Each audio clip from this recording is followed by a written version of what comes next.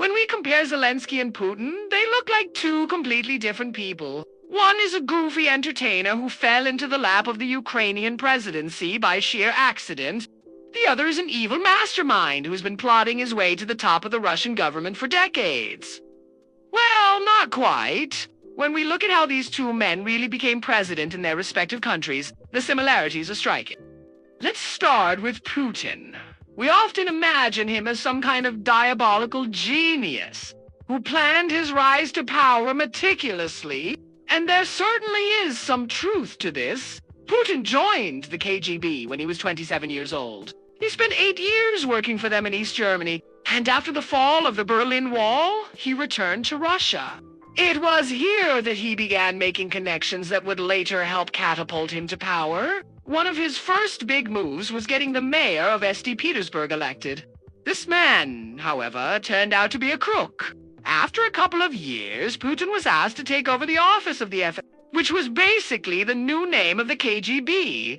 He then spent several years there working his way up until he was asked, Boris Yeltsin, to come and run the government.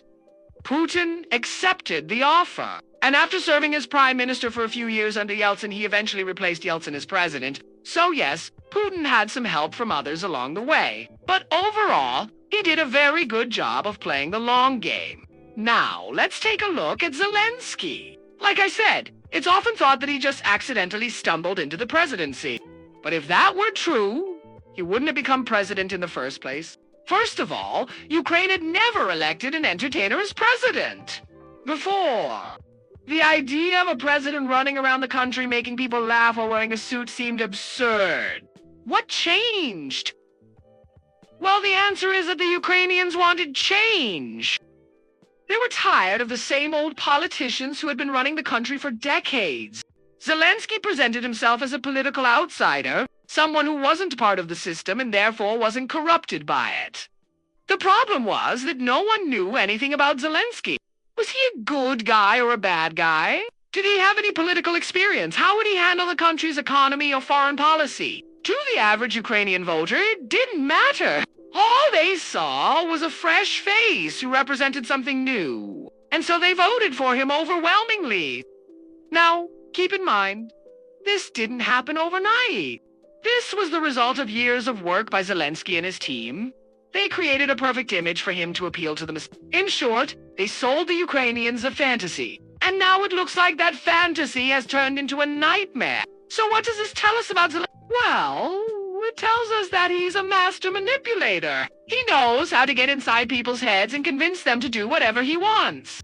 Remember, he used to be a comedian. His entire career was based on fooling people. But there's nothing funny about being fooled by a dictator. So, Zelenskyy may not be the evil mastermind that Putin is, but he's certainly no saint either. Now let's talk about power. Zelenskyy is the leader of a country that's being invaded by another country. Meanwhile, Putin is the leader of a country that's invading another country. Who do you think has more power?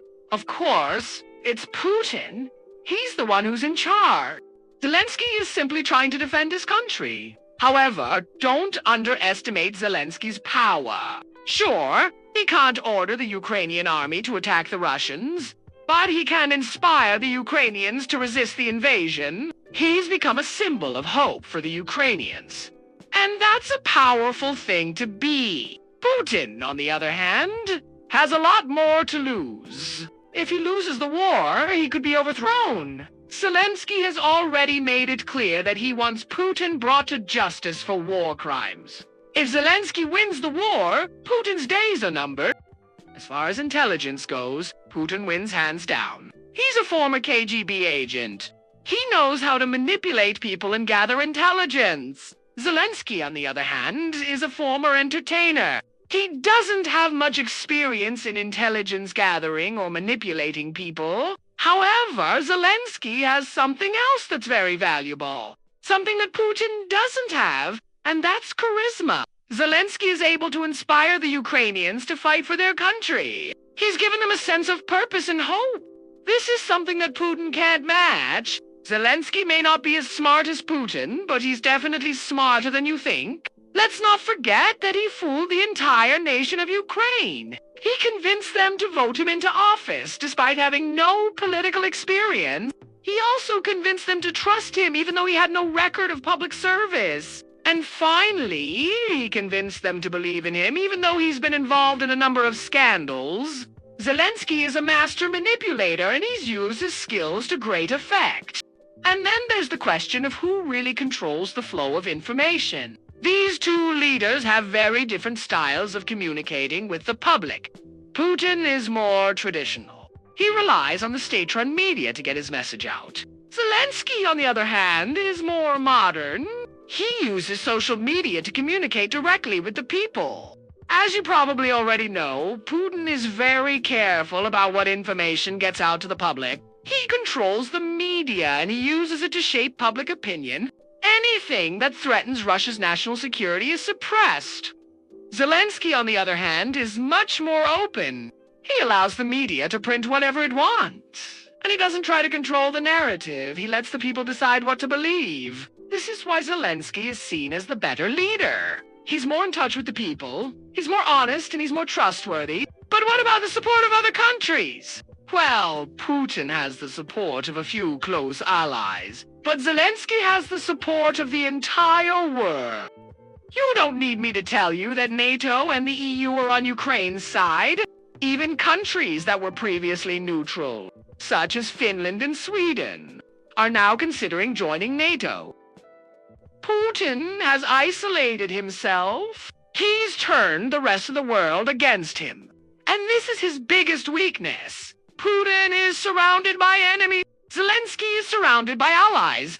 Finally, let's talk about morality. Who's the more moral leader? Well, it's pretty obvious that Zelenskyy, he's fighting for his country and for democracy. Putin is invading a sovereign country and trying to overthrow its government.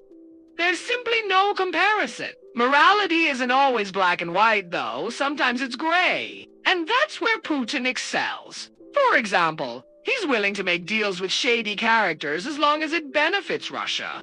He's also willing to break international law if it helps him achieve his goals. Zelenskyy, on the other hand, is more straightforward.